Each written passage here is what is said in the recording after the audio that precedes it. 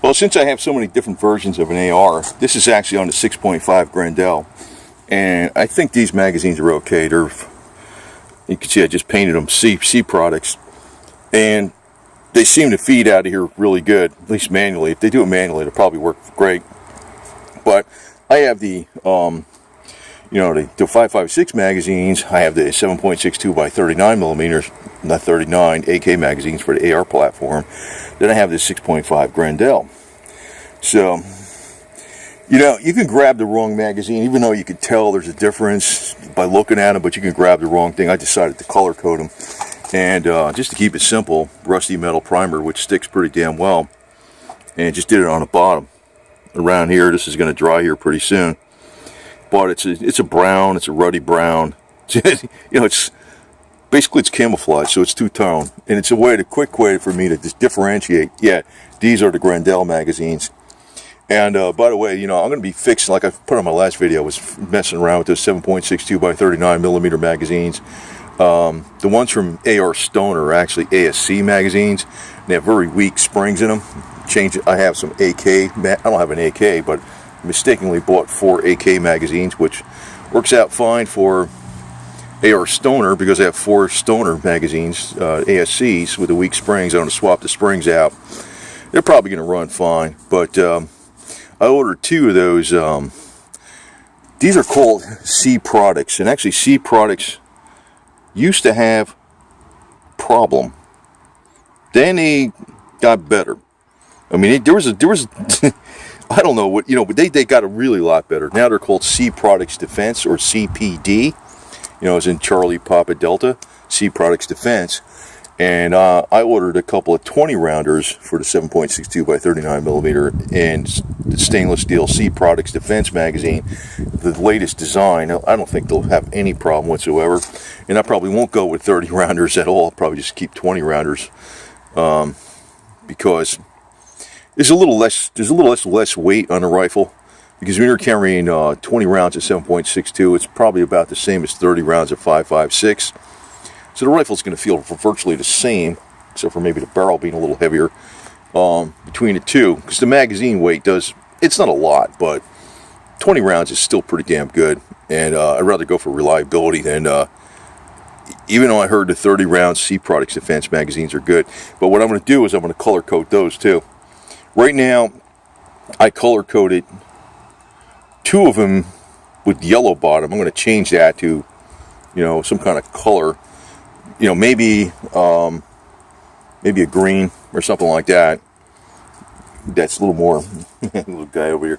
But something I can differentiate. In other words, I'm probably going to take all the 7.62 magazines by 39, and I'm probably going to take a flat green color, olive drab green color or something like that, and paint the bottom like that. So this way I'll know. Let's see, these are the Grendels. These are the 7.62 by 39.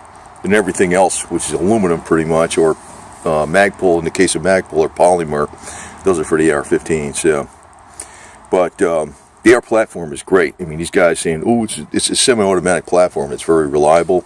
That's actually, this is probably one of your best hunting rounds going. Out of the distance, this Grendel, the 6.5 Grendel at 300 yards, is more powerful than the 308 because it has a more aerodynamic projectile. The ballistic coefficient of the projectile itself is much better than the 308. As a matter of fact, during the 1930s, the American U.S. Army did a bunch of studies, and they said the best coefficient would be, ballistic coefficient for a bullet would be between 6 millimeter and 7 millimeter. So, but they kept the 30 caliber, which is 6.2, say it's 7.62, because maybe that's what they had on hand. But even when Garand, you heard about the M1 Garand rifle from World War II, that rifle was designed with a 10-round capacity. It was either a 6.5 or a 7 millimeter was supposed to be what was in there. And they had to redesign it. Garand, the guy that developed the rifle, had to redesign it because that's why it has 8 rounds in that stripper clips, those little D-shaped clips that are that when they pop out when the last round is fired. That was supposed to be 10 rounds, and actually it would have been just as strong, probably a flatter trajectory at longer. It would have had a flatter trajectory at longer distance. It would have actually been stronger out at a little more distance, and it would have had 2 more rounds in it. But no, the Army had to go with 30-06. Actually, 5.56 is kind of a stupid compromise too, because I think we just went a hair bigger, just to a 6mm, which I think is roughly as a 25 caliber around here. I think 25 caliber would be about just a hair bigger than 6mm.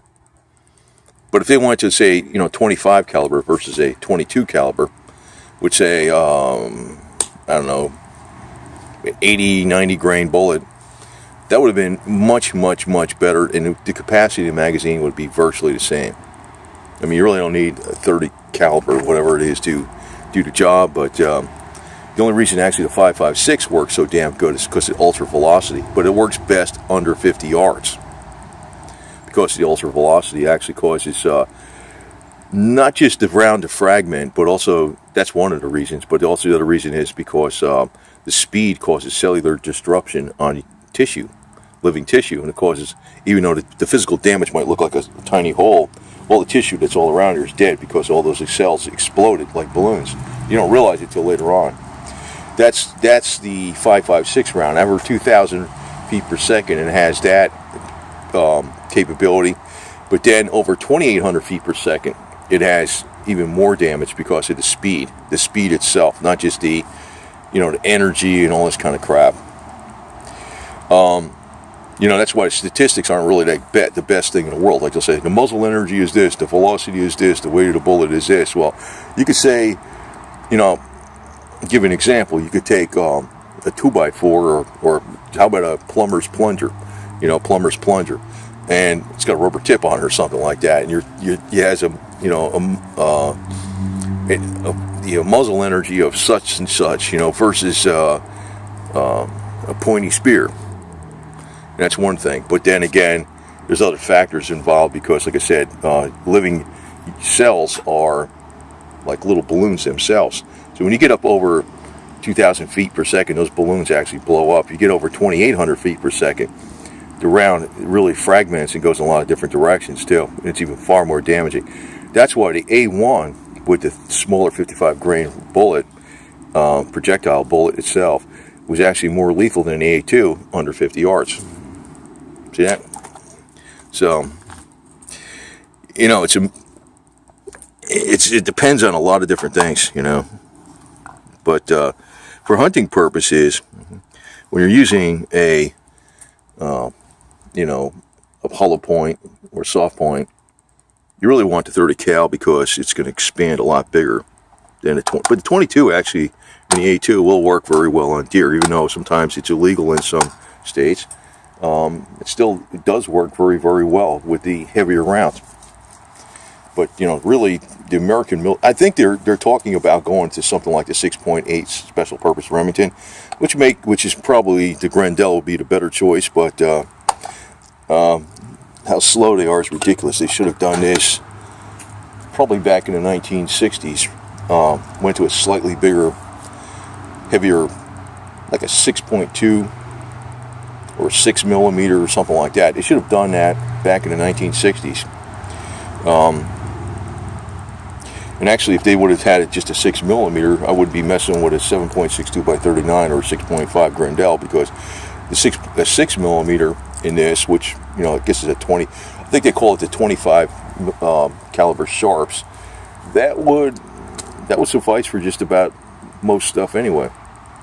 Plus, it would be legal in the states where they don't allow a 22 caliber because it would be a 25. But still, painting these magazines is probably smart because it is smart because for me, because even though I know these are the Grendels, I'm gonna because they're a little bit shorter or something. I don't know I think there's 25 rounds in these or something. It could get a little confusing. You might forget. If they're color coded, it's going to be a lot easier. This way, especially if you're grabbing, you might grab the wrong magazines by mistake. Color coding them is probably the best thing. And like I said, I'm going to take olive drab green after I figure out and tune up those 7.62 by 39mm magazines for the AR 47, which is the AR-15 platform and AK round. Once I figure those out 100%, which I think I do have them right, I think next time I go to a range they're going to be 100%. They're going to be color coded on the bottom with olive drab green. Just go to Walmart, pick up some camo paint or something. So one will be brown, one will be green, and the ones that are 5.56 won't have any paint on them. That'll be it.